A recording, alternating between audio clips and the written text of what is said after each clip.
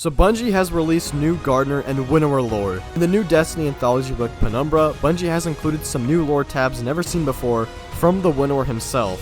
So just a bit of background, Penumbra is the 7th anthology book, and someone got their book early. I saw this and went to check Amazon and was able to purchase the entire book on Kindle, so I'm here to present everything new with this book. It includes new lore tabs not just limited to the Winnower, and I'll be getting into those in this video, but I'll be making full videos based on them later on in the future. So there's a whole chapter called Majestic, and we'll start here in chapter 2. The first lore tab here is called Club Morgue, and I'll read it out right now. Ahsa, lay low your flukes, doff your cap and coat. You're safe here. You know you'll keep your promise to find the place where this all began, but for now, rest. No, I'm not death, though it is my tool. Nothing doesn't interest me, you understand? A flawed existence is preferential to none at all. Things are the way they have to be, instead of the way they'd like to be. Ah, Ahsa, you saw it all. The extinction, the extermination, the gamma ray bursts burning up your garden worlds, the singularities eating up infant suns. It hurt you so, and you turned to me, asking why it had to be. I didn't answer. I never do. I may question. It's up to you to find the answer. Build the castle. So far they all fall over, but maybe one day won't. How? I don't know. Figure it out. Do the work. Ask the question. What will remain in the end when the stars go out and creation freezes in that half light of evaporating black holes? These killers you're after, they were very much like you, Ahsa. They wanted to know why. Why there had to be life. Why there had to be death. But then, not liking the answer they made for themselves, well, you'll see. Go on, Ahsa. Someone's coming to see you, and I'm sure she's got a real humdinger of a proposal for you to hear. Her sister, though, it'll really wind her up if you die by any other hand but hers. She means to take you for her worm, and she pretty much runs this town, truth be told. Watch yourself out there. It's a war zone. So this starts off with a direct reference to the Books of Sorrow and the Winnower's interaction with Oryx. He tells Ahsa to doff her cap and coat, and in the Books of Sorrow, he tells him to relax and shrug off that armor and rest. Same thing here with Ahsa. The Winnower mentions a promise Ahsa has made to find a place where this all began. I think he's talking about the Witness's homeworld. That's where it all began, as that's where the Traveler was uncovered. But that is really mysterious, where this place all began. I don't really know what to make of that. I think you can make some different interpretations for when this takes place. I think you can make the argument this takes place during the time of heresy, which is, I guess, when this comes out. Or you can make the interpretation this takes place in the distant past. The Winnower does bring it up, saying that she saw the end of her world and what she knew. He says, though, that what's going to remain when the whole universe ends is the strongest. And then he says Savathun is coming with a proposal for her, and that Zivarath wants to kill her and make her for her worm. There's definitely a lot more going on here. That's the gist of it. I'm going to make a video going deeper into this entry because there's a lot of mystery regarding Ahsa, and the Winnower might be the key to figuring it out. So there's one here detailing a rogue titan leaving to follow the sword logic. We have a lore tab from Osiris warning Ikora of the Vex, saying that they don't really understand the threat they're up against and that the Vex are the most important threat in the universe at this current moment. Here we have something a little funny. It's just like Ikora kind of just losing it, trying to write a book. And then here we have one called Cacophony Euphony, which seems to be like a direct sequel to the Euphony exotic. So this is when we get to the really interesting lore at the very end of the book, called Winnowing and Gardening. I have come to delight so in this, in possibility and its end.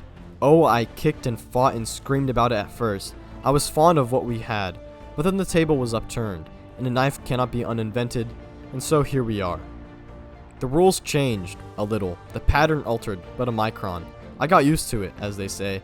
People can get used to anything, and the same holds true for concepts that have existed before and after time itself, though it may take an eon or 20. So here I am, among the stars. They burn so brightly, but given 1 billion or 10 billion years they chill. Their mass reduces to nothing but throbbing embers, at last grasping into stillness and ash. Even the loudest of celestial wars cannot outpace infinity. I am assured I have come around. There is charm in diversity, in the uncountable ways a speck of cosmic dust may climb to cognizance and philosophy, only to find the same old truth of decay. Again and again I am proven right. It all ends the same. It isn't about violence, mind you. It's about inevitability, simplicity, the unnecessary removed, the requisite remaining. Whether the knife is made of metal or to fold the layers of time, it matters not. The pattern triumphs, the stars burn out, and I am right.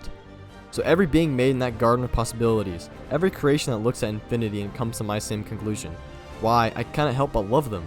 The rules were altered, and still they have said, here is the truth.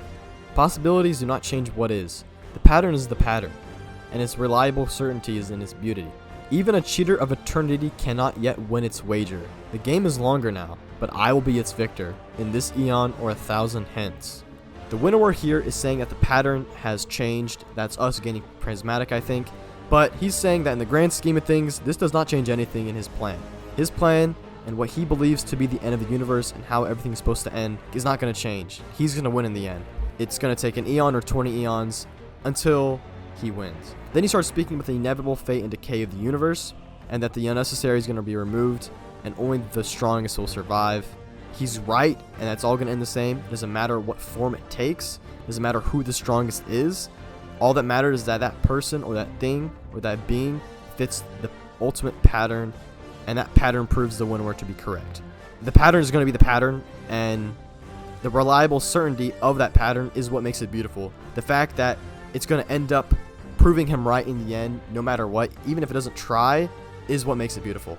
So he says even a cheater of eternity cannot win its wager. He's talking about the gardener.